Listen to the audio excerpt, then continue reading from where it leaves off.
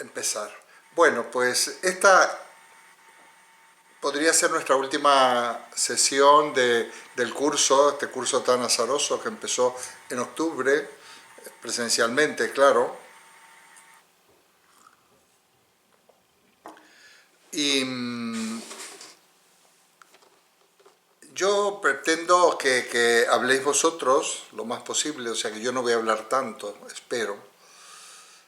Y eso será es un poco desordenado, porque sinceramente he estado abrumado por montones de cosas que me han tenido muy ajetreado y he ido colgando distintas cuestiones. Entonces me voy a referir a ellas por si las habéis leído, y si no las habéis leído las podréis leer o visualizar después, ¿no? Después de esta reunión. Bueno, lo primero que yo puse ya hace como una semana fue un texto de Schlich sobre la filosofía, ¿no? Un poco el sentido, el papel o el cometido de la filosofía hoy en día. Voy a intentar ver si puedo recuperar esa cuestión. A ver, no sé si lo tengo, a ver. Sí, aquí está. Bueno, lo que dice Moritz Schlicht, precisamente que no hay otra prueba y confirmación de las verdades que no sea la observación y la ciencia empírica. Toda ciencia es un sistema de conocimientos, esto es de proposiciones empíricas verdaderas. Y la totalidad de las ciencias, con inclusión de los enunciados de la vida diaria, es el sistema de los conocimientos. No hay además de él ningún dominio de verdades filosóficas, dice él. La filosofía no es un sistema de proposiciones, no es una ciencia, ¿no? Entonces, él se pregunta entonces qué es la filosofía, y realmente lo que dice es que el cometido de la filosofía es precisamente analizar el lenguaje de los distintos enunciados. Bueno, estamos en pleno círculo de Viena, lo que va a ser el origen del neopositivismo y de la filosofía analítica, que es interesante. A veces no ha pasado por una temporada de descrédito esta línea de la filosofía, pero yo creo que poder analizar el lenguaje de la ciencia, yo diría el lenguaje de la vida cotidiana, el lenguaje de la información, nos podría abrir caminos muy interesantes, ¿no? Fijaos que yo hace poquito acabo de publicar un librito en Amazon, que era unos apuntes, unos archivos que yo ya tenía hace años, que se llama Significado de Interpretación, en donde, como su título indica, establezco cuál es la relación entre el significado y la interpretación, porque todos los enunciados y las expresiones, y hasta las imágenes, tienen un significado, y sobre todo tienen un significado para quien las emite, pero es muy importante, o más importante aún, qué interpretación podemos darle a esos significantes, ¿no? Un significante tiene un significado. Un significante puede ser una expresión verbal, puede ser una expresión audiovisual, puede ser una obra de arte, un poema, e incluso hasta el lenguaje no verbal. Esos son significantes que evocan significado, pero que por otra parte luego hay un trayecto, hay un trecho entre el significado y la interpretación del mismo. Esto, que parece una cosa muy teórica, se podrá aplicar a algunas de las reflexiones de hoy. Por ejemplo, la información ingente, abigarrada, multifacética que se está dando respecto de la crisis actual. Ese es el primer asunto.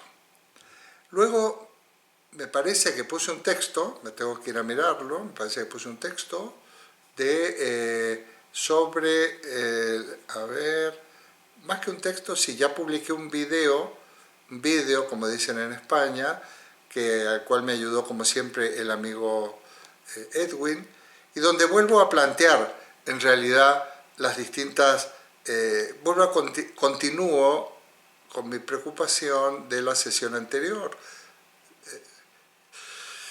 Y esto no lo voy a repetir porque está ahí y además probablemente ya lo hayáis oído. Por último, por último no. Luego publiqué El Camino de la Búsqueda, que es en realidad un fragmento del librito Filosofía como Terapia, ya escrito hace algunos años. Y entonces yo decía que el camino de la búsqueda está marcado por, o debería estar marcado por la esperanza, ¿no? Y entonces me pareció oportuno en ese momento distinguir como dos tipos de esperanza, ¿no?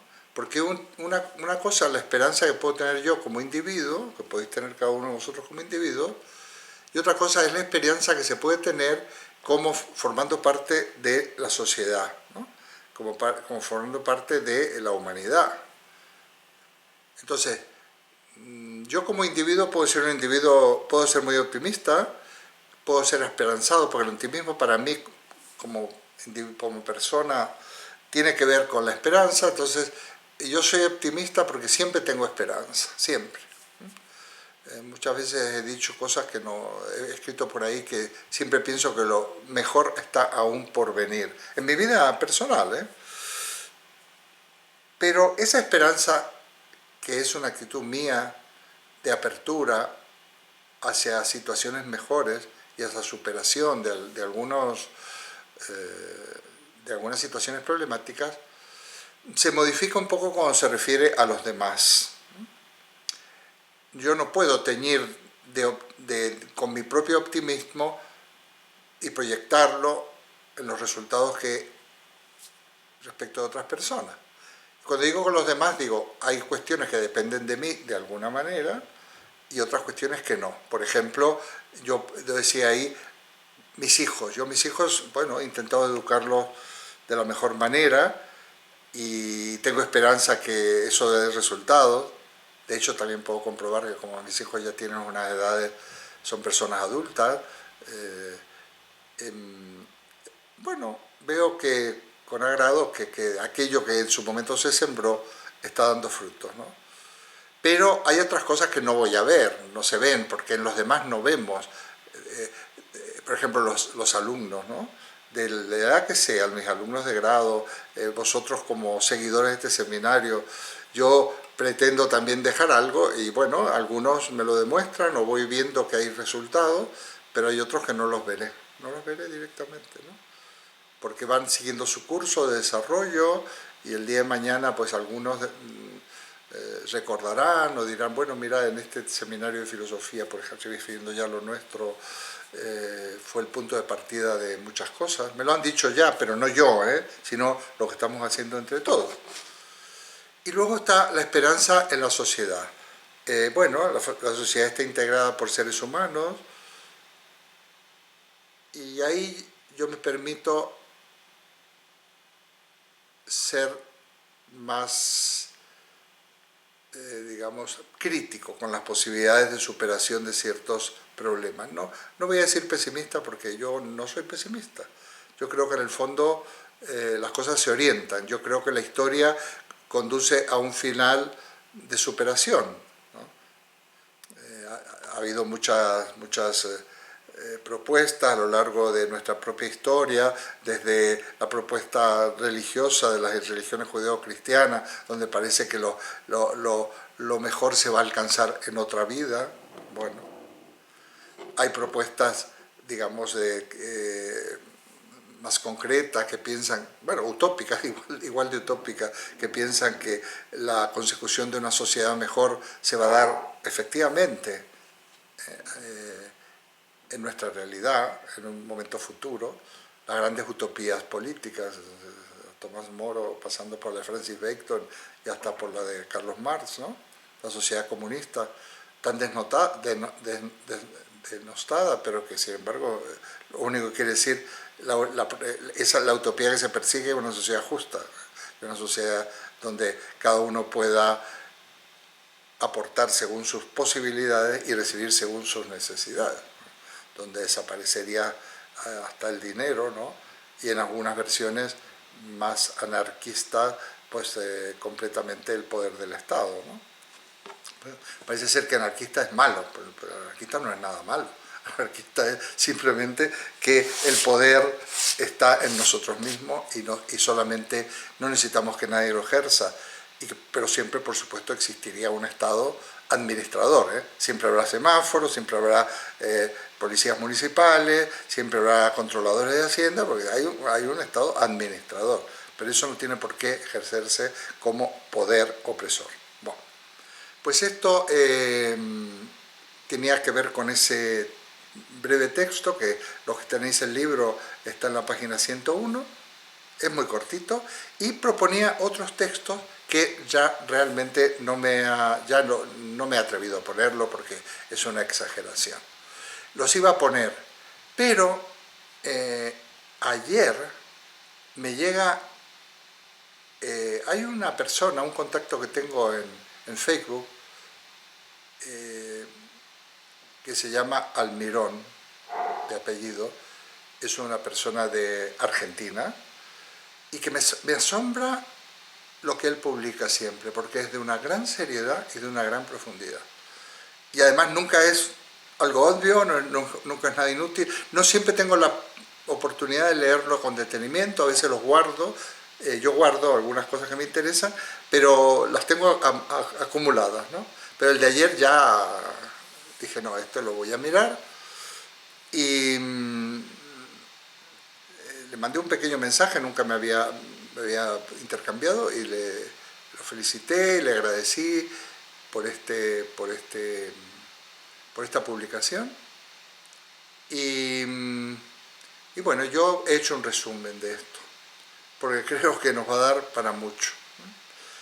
Esta publicación no es suya, sino él comparte la publicación, la tengo aquí para no andar dando vueltas, comparte la publicación de Alejandro Galiano,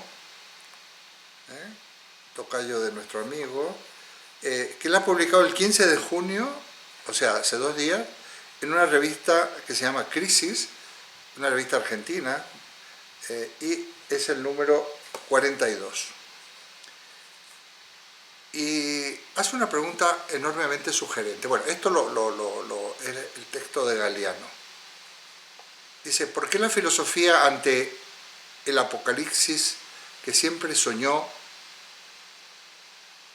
y apenas balbucea? No sé si se me ha pasado algo. O sea que, más que soñó, siempre pensó que se iba a producir una situación súper problemática y ahora parece que no tiene nada que decir y apenas si balbucea. Esto dice Galiano. Dice, los intelectuales críticos no parecen estar a la altura del desafío histórico que supone la pandemia. Y dice, un pantallazo por las intervenciones más influyentes a nivel global es lo que va a proponer en este escrito. Bueno, yo lo que he hecho es un resumen, porque como está en una revista y tiene propaganda y tiene imágenes y unas letras más grandes, unas más chicas, digo, es un poco incómodo. Voy a poner el enlace cuando terminemos, porque yo no lo quise poner para que no haya demasiada profusión de mensajes. Y voy a simplemente glosar el resumen. Y yo creo que con eso mi intervención habrá terminado por hoy. Bueno, terminado en cuanto a esta parte inicial. Dice, en épocas de catástrofes, las sociedades abrazan a sus soberanos y desprecian a sus pensadores. Lo desarrolla, claro. Y en un momento dado dice, en Estados Unidos y Brasil vemos marchar a partidarios de Trump y Bolsonaro animando a la gente a romper la cuarentena. En Argentina, el carisma neoalfonsinista de Alberto Fernández parece ser la principal tecnología de gobierno para prolongar el confinamiento. Aclaro que neoalfonsinismo quiere decir el presidente Alfonsín, después de la de la dictadura, y dictadura militar, que asume el poder después de, me parece que del último de este grupo de militares, representó un soplo de aire fresco y de esperanza para la sociedad argentina. Bueno, pues entonces lo compara, pero da a entender que desde las posturas catastrofistas de Trump o de Bolsonaro habría otras como excesivamente optimistas o que daría la impresión que solo con carisma se puede conseguir cosas, ¿no? Pero no es que sea una crítica. Pero bueno, él lo encuadra, por supuesto, bastante en Argentina, porque es una persona que está escribiendo en Argentina. En este resumen he respetado, y espero que así sea, las posibilidades de abrir lo que está en azul y se abren las referencias. Si hablan de un filósofo, en algunos de ellos te dicen quién es, sobre todo si se refiere a un artículo, podéis leer el artículo, esto es muy interesante, pues tiene una composición casi de diccionario enciclopédico, ¿no? Yo aprieto veréis en azul que está. Entonces, esto es enorme, esto es un resumen de un artículo que es más amplio, pero que a su vez tiene muchas referencias que se pueden ir abriendo. Y creo que nos darían un panorama bastante interesante desde el punto de vista de la filosofía. Bueno, primero habla de Giorgio Agamben, un italiano, filósofo italiano importante, que el 26 de febrero, dice, ¿no?, de este año, fijaos, con más de 80.000 casos de contagio confirmados, este filósofo publicó, y esto está en azul, una breve columna de opinión, se puede consultar. Allí afirmaba que el COVID-19 era apenas una gripe y que el verdadero sentido de la alarma era extender el estado de excepción para que los gobiernos controlaran aún más a la sociedad. Esto dice Agamben. Como que esto era una cosa parecía una gripe, o sonará a los españoles, porque al principio esa idea era muy representativa. Bueno, ahí dejo eso. Esto luego lo vamos a relacionar.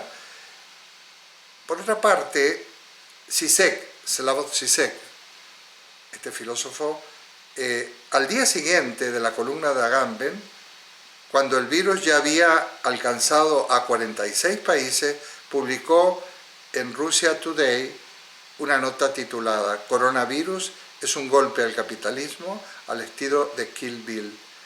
Bueno, y podría conducir a la reinvención del comunismo. También se puede consultar este artículo. Lo que viene a decir Žižek sería una postura de alguna manera esperanzada, que esto permitiría reinventar el comunismo, un comunismo diferente, ¿no? Él propone un comunismo diferente, digamos, me imagino que quitando todas aquellas barbaridades del estalinismo y demás, un comunismo, vamos a llamarle, auténtico. Iba a decir con rostro humano, pero es que el comunismo inicial, o la postura comunista, siempre tuvo rostro humano. Fijaos, al día siguiente, o sea que se han ido sucediendo una serie de intervenciones de pensadores que en este artículo Alejandro Galiano los va hilvanando. Y a nosotros nos podría dar un panorama, unas posibilidades estupendas si quisiéramos profundizar en esto, ¿no? O a lo mejor hacemos algo en algún momento, porque esto no se ha terminado. Estas interpretaciones de Agamben y Žižek marcaron las dos rutas que tomarían todas las interpretaciones posteriores del COVID-19, y como una excusa para vigilar y castigar, sería una opción, o como una oportunidad para resetear el capitalismo financiero hacia un sistema mejor. Fijaos, marca dos caminos, Agamben y Žižek, diferentes. Uno de tipo, vamos a llamar, pensando que esto en realidad es un invento para sojuzgarnos, y el otro lo ve como una oportunidad para mejorar. Esto ya hice yo en un momento dado, me parece que hice alguna referencia a estas dos líneas. Pues son las dos que hay, pero con muchas subdivisiones. pensador coreano Byung-Chul Han considera que a la pandemia también como una excusa para la vigilancia. Y escribe en alemán, porque él vive en Alemania, una nota publicada en El País de España, el periódico, que también se puede consultar. Señala que en Asia y China en particular estaban gestionando la pandemia con éxito, gracias a un capitalismo de vigilancia tecnológicamente más desarrollado y políticamente más tolerado. Occidente, según él, en tanto se había resplandecido por la permisividad y el conformismo de la globalización y la cultura digital, pues no estarían a la altura. En todo caso, propone una salida de la peste, dice él, que dice que la salida a la peste exportará China la solución. Y por otra parte, dice, vigilará al mundo, China, y así relanzará el capitalismo. A ver, eso lo he glosado una parte, ¿no? Pero yo voy a hacer un comentario. El éxito de Hans, según el artículo, quien sería un híbrido civilizatorio de notable éxito editorial, este Han, ¿no? De una postura crítica, ha sido muy mediático, ha tenido éxito, pero de alguna manera es una especie de un híbrido, fue a alimentar recurrentemente la existencia,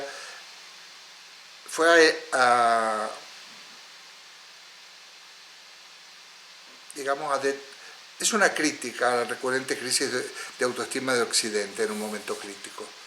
Porque él considera que en Occidente nos hemos perdido y que no estamos dando soluciones contundentes y de alguna manera propone el camino chino como una solución. Es un pensador ambiguo, ¿eh? Probablemente estos pensadores mediáticos, yo no quiero subestimarlo, no lo he leído, pero que se pone de moda y bueno, y adquiere un púlpito para poder para amplificar sus ideas, ¿no? Pero la cosa sería que habría también como dos alternativas, la occidental y la oriental, y la occidental algunos piensan que es bastante endeble y sin posibilidades. Paul Preciado, otro se puede pinchar para ver quién es, días después calcó el mapa de Han y señaló que mientras Europa apela a la disciplina del confinamiento, que según él es una tecnología, es una práctica medieval, o sea, sería súper anticuada, Asia usa herramientas biopolíticas, testeos, vigilancia digital. Este último concluyó, es el modelo que gobernará nuestros cuerpos. Esto dice Paul Preciado, que esta tecnología, estas herramientas biopolíticas serán las que marcarán el fin de la crisis. Esto, estoy recordando yo que está dando pie a algunas teorías conspiratorias, o como le llaman en los programas de la Sexta, en los programas de humor sobre todo, da pie y alas a los conspiranoicos. Interesante, porque parece que aquí se avecina una especie de control, digamos, a través de las tecnologías de nuestra propia vida, ¿no? Los otros días lucubraba con un amigo, en plan un poco sarcástico, digo, bueno, nos pueden poner un chip, porque se habla del famoso, esos chips de Bill Gates, aquí está también origen a muchísimos bulos, que la vacuna en realidad no va a ser un fármaco, va a ser un chip. Esto no es imposible teóricamente hablando, ¿eh? No es imposible, ciencia ficción, pero es como lo de Julio Verne. Ese chip podría perfectamente disparar unos elementos en nuestro organismo biológico a la hora de establecer barreras para el virus, o sea, una especie de antivirus, como en los programas. Y me decía otra persona, bueno, y además ese chip uno podrá adquirir programas, aplicaciones, como le llama, para adelgazar. Bueno, ¿por qué no? O para controlar a los diabéticos, no es descabellado. Y digo, bueno, pero entonces seríamos una especie de robots. En cierto modo sí, podría haber un chip de la longevidad, un chip que te permitiera que no se te cayera el pelo, y muchas más cosas, ¿no? Imagino que si nos ponemos a elucubrar sería muy divertido, pero al mismo tiempo nos podrían desconectar.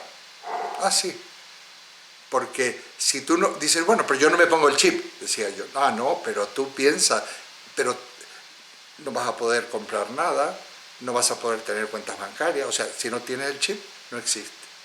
Pero ese supercerebro nos podría desconectar en un determinado momento y decimos, se acabó, ¿no? Lo vamos a eliminar porque no nos interesa. Bueno, aquí sería infinito, pero los que tengan alguna habilidades literarias tienen ahí la materia para hacer un relato maravilloso. Bueno, un poquito de distensión. Gustavo Yáñez González, en América Latina, dice aquí el artículo, este es un profesor chileno, reproduce los miedos de Agamben, y el uruguayo Raúl Sibeki afirma que la fascinación morbosa por la vigilancia china, digamos que le fascina, ¿no? Mejor dicho, denuncia esta fascinación morbosa por la vigilancia china, y se menciona también a la feminista boliviana María Galindo, que definió al COVID como una forma de dictadura mundial, multigubernamental, policíaca y militar, y propuso cultivar el contagio y desobedecer para sobrevivir, violar la cuarentena y afrontar la enfermedad, la vida y el dolor. O sea, hay propuestas de decir, bueno, hay que contagiarse, cuanto antes mejor. Yo no digo, yo estoy glosando. Bueno, de hecho, los que nos hemos contagiado y aquí estamos hablando, hemos sido afortunados, pero tengamos en cuenta que en España y supongo en otros países, la mayoría de la gente no se ha contagiado. Hay que ver. Como diría el doctor Simón, el que coordina toda la cuestión contra el virus, aquí dependiente del Ministerio de Sanidad en España, dice que bueno, que el virus está. Aquí en España no se niega oficialmente el virus, como en algunos, a veces también en Italia se ha negado, porque como que no existe ese virus. Pero vamos a estar expuestos hasta que no exista dos cosas, o al menos una de ellas. Una vacuna o un tratamiento eficaz contra el virus. Voy a apagar el móvil porque voy a quitar por lo menos el sonido. Bueno, nos tendremos que aguantar. Es un problema esto de la tecnología porque tenemos un ruido otro. Bueno, pues seguimos.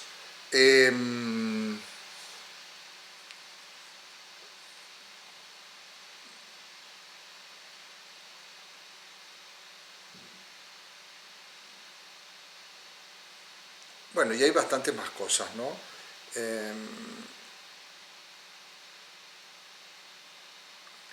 David Harvey tiene un artículo, se llama Política anticapitalista en tiempos del COVID-19, que también se puede consultar. Yo no lo he consultado, pero me imagino que aquí vamos a tener material muy importante. Nos dice, las medidas políticas que van a funcionar, las únicas medidas políticas que van a funcionar, tanto económicas como políticas, son bastante más socialistas que cualquier cosa que pudiera proponer Bernie Sanders. Se refiere a aquel candidato demócrata que a la presidencia de Estados Unidos, que ya ha abandonado la contienda. Dice, pero a cargo de un Trump, dice él, que si es sabio, entonces cosas, yo no sé quién es David Harvey, ni tampoco tengo que leer el artículo, pero dice que Trump, si es sabio, cancelará las elecciones sobre la base de una emergencia y declarará el principio de una presidencia imperial. Ya le gustaría, porque él lo va a perder, pero puede haber una especie de golpe, de autogolpe. Dice, y la única política anticapitalista que parece concebir Harvey es la que puede llegar a aplicar el propio Trump. O sea, Harvey dice que Trump podría aplicar una política anticapitalista como manera de salvar, y que sería el que puede salvar esto. Bueno, no sé. Lo leéis y luego lo comentamos. Franco Berardi del mismo tono, según él, es el desplazamiento del sujeto. Esto es lo que dice. Lo que no ha podido hacer la voluntad política podrá hacerlo la potencia mutágena del virus. En efecto, para Berardi, el neoliberalismo deprimió al espíritu revolucionario, pero la llegada de la pandemia nos obliga a aceptar la idea de estancamiento como un nuevo régimen de largo plazo. Redistribución del ingreso, reducción del tiempo de trabajo, igualdad, frugalidad. Hemos dicho que vamos, a mí no se me ocurre en este momento la receta, pero que probablemente una de las posibilidades de supervivencia más o menos digna de la sociedad, de la humanidad, después de la pandemia, sea, por ejemplo, la redistribución de la riqueza. Porque si no redistribuimos la riqueza a través sobre todo aquellos estados ricos que, como comentaba yo, pueden hacerlo e impedir que se siga acaparando la riqueza en pocas manos, pues lo que se viene es tremendo. Desde luego ya estallido social, avalancha de inmigrantes, gente que ya ha perdido todo, que le da exactamente igual vivir que morir, sobre todo que para vivir como vive no le tiene tanto, no considera que la muerte sea algo tremendo, ¿no? Como aquellos inmigrantes que se lanzan al Mediterráneo, saben que que esa gente se muere, que ellos, pero podrán llegar algunos, o aquellos que mueren intentando inmigrar a Estados Unidos desde Centroamérica y desde México, y que son víctimas de las mafias o de que mueren en el desierto. O sea, esa gente sabe que se puede morir, pero algunos llegan. Pero al mismo tiempo, una posibilidad sería una política redistributiva de las riquezas, tanto en el ámbito nacional, estatal, como en el ámbito internacional. Sería la única manera de frenar una tremenda olas migratorias que son problemáticas. Aunque, tal como dije, en España nosotros necesitamos unos 4 millones de inmigrantes para que nuestra economía funcione. Ya he argumentado sobre eso. El extraño optimismo de Harvey y Berardi, según este autor, expresa hasta cierto punto una claudicación política que implica asumir que no hay un sujeto político anticapitalista, que las tareas del proletariado las debe asumir Trump, un virus o cualquier otra cosa, comunismo por interpósita persona. O sea, llegar al comunismo a través de caminos muy espurios. Bueno, no lo estoy analizando porque yo todavía tengo que leer esto, tengo que pensar en esto, tengo que ver quiénes son estos autores. Yo he intentado mirar un poquito, algunos son filósofos, otros son simplemente articulistas que cita el autor de este trabajo, ¿no? Bajo un título que se llama Arquitectos del Nuevo Mundo, comenta lo siguiente: si el COVID nos obliga a rediseñar nuestras sociedades, conviene tener en radar a dos pensadores aún poco conocidos en Argentina. Uno es Juk Wi, no el anterior, este es un filósofo de Hong Kong, que enseña en la Universidad Bauhaus de Weimar. Hay un artículo, el proyecto de Wi, ahí se puede consultar. Es reconstruir comunidades a partir de la tecnología, fijaos, ya no como herramienta, sino como relación con el cosmos. Los males de la época son para Wi resultado de la cultura monotecnológica, de la globalización que aplaca toda diversidad cultural, biológica, imponiendo un modelo técnico sin arraigo en las sociedades. La lucha contra el COVID acelerar la digitalización. Esta apuesta por la digitalización, pero no tendría que ser una digitalización en una sola dirección, sino plural, ¿no? El mundo post-pandemia que nos propone Wi está al borde del tribalismo o el chauvinismo tecnológico. Más grave aún es que su modelo de cosmos técnico sea China, una potencia en ciernes que no promete respetar diversidades. Este es un chino que enseña en Alemania. Benjamin Bratton, un sociólogo norteamericano que trabaja para Strelka, que es un instituto privado de urbanismo con base en Moscú. Es interesante la conexión Estados Unidos-Rusia, muy interesante y muy preocupante.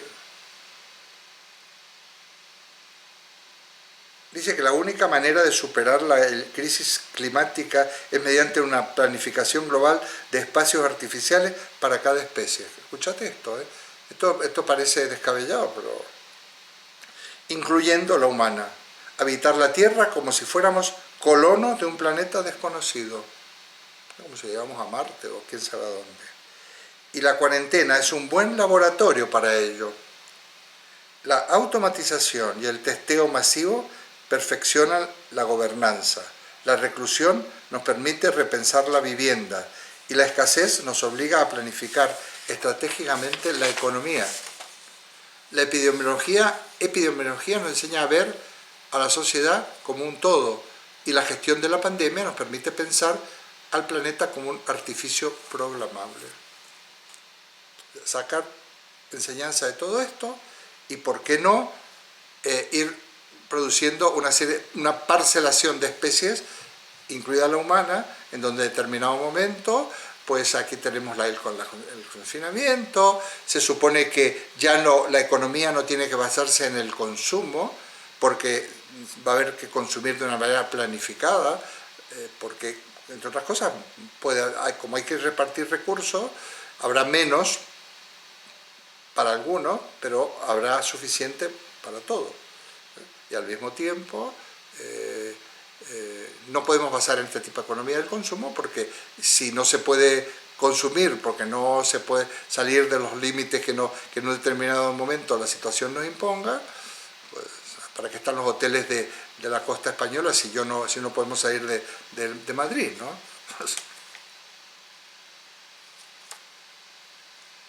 Bratton propone ser pragmático, comparar modelos y adoptar lo que sirve, pero su solucionismo tecnológico lo lleva a relativizar al capitalismo de vigilancia y favorecer la intervención de un ejército transnacional donde hiciera falta.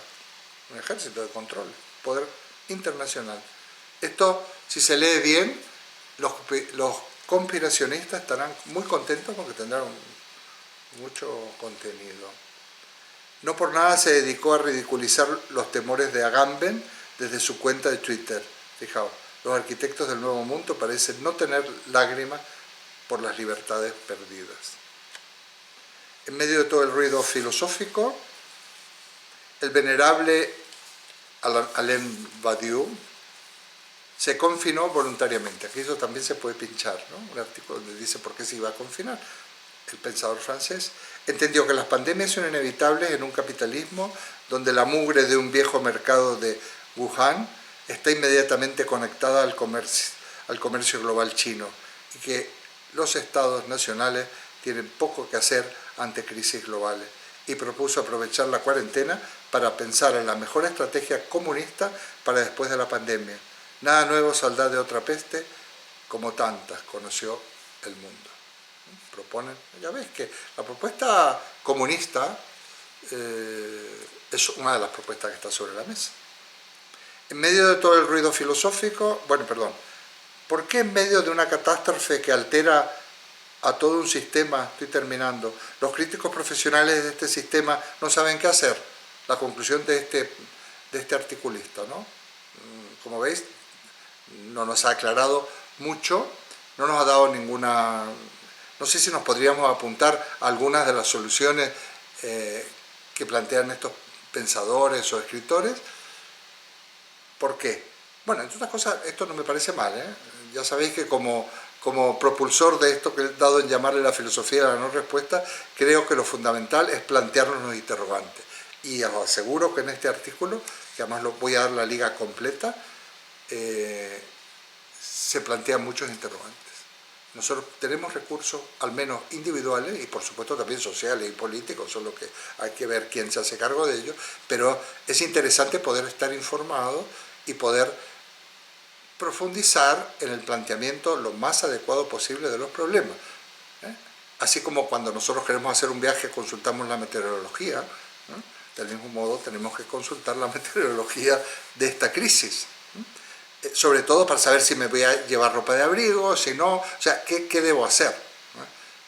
Porque si somos personas cultas y formadas, pues como mucha gente, no estoy hablando de una cultura necesariamente académica, tenemos que tomar nosotros las iniciativas, no podemos decir, bueno, ahora hay que estar a 1,5 metros, ahora hay que estar a 2 metros. Mira, está bien, me parece bien como indicaciones generales, pero yo a lo mejor no voy a estar a 2 metros, voy a estar a 3, o no voy a ir a ciertos lugares, o menos mal que yo no tengo esa costumbre, no me voy a ir a una discoteca, ni a un pub de copas, o un bar de copas donde están todos amontonados, y los borrachos te ponen la cara a 10 centímetros de la tuya.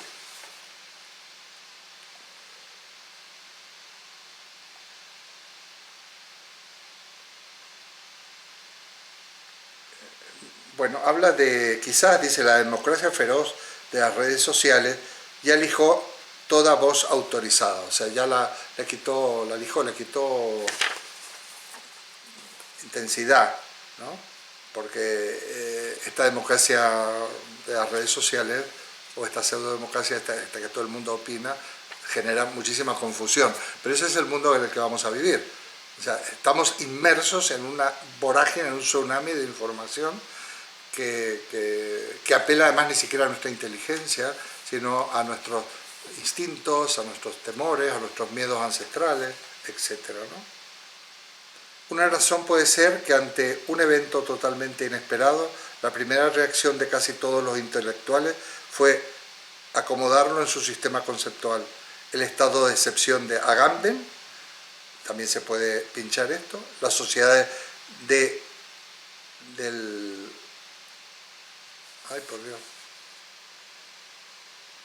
cansancio de Hahn, el malestar del cuerpo político de Berardi, la pornofarmacopea de Preciado, se puede abrir no, yo no lo he leído, debe ser interesante.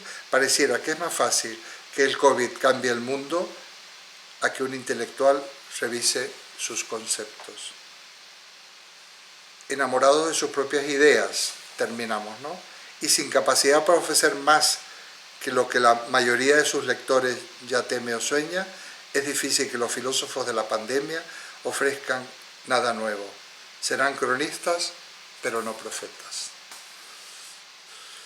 Bueno, por un lado los filósofos no tenemos que dar soluciones, pero sí que sorprende la difusión de pensamientos que tienen un grado de improvisación y de frivolidad bastante notable. Y por otra parte, cómo los medios, es el poder mediático brutal en esta dialéctica Occidente-Oriente, en esta dialéctica Rusia-Estados Unidos, etc., están nutriéndose de todas estas posibilidades para generar un estado ya no solo de opinión, un estado de ánimo y de la población, ¿no? Esto entroncaría con toda la gran pandemia de las noticias falsas, de los bulos, de las fake news. Bueno, pues este artículo a mí paré otras cosas que eran como más clásicas de textos de filosofía que están en el librito, que iban a continuar, ¿no?, el texto de Schlick, pero me pareció conveniente compartir esto. Y volviendo al primer texto de Schlick, fijaos que es una cuestión de interpretación. Unir o poder establecer esta relación fundamental entre significado e interpretación. Como yo algunas he dicho que en la universidad solo se enseñan lenguajes de la matemática, porque el lenguaje implica metodología, lenguaje de la filosofía, lenguaje del arte se aprende, y que el lenguaje, como diría Heidegger, desde otra vertiente, es la casa del ser. En el lenguaje encontramos un poco el sentido y el fundamento.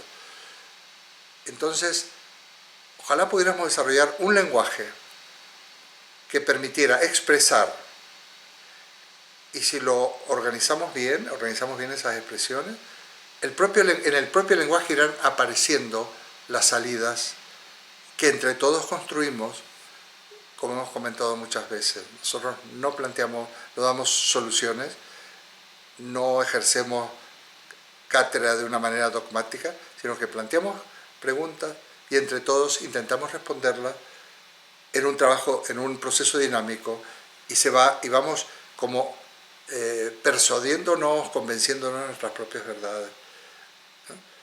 En este caso la verdad es de un grupo, pero esas son extensibles, ¿no?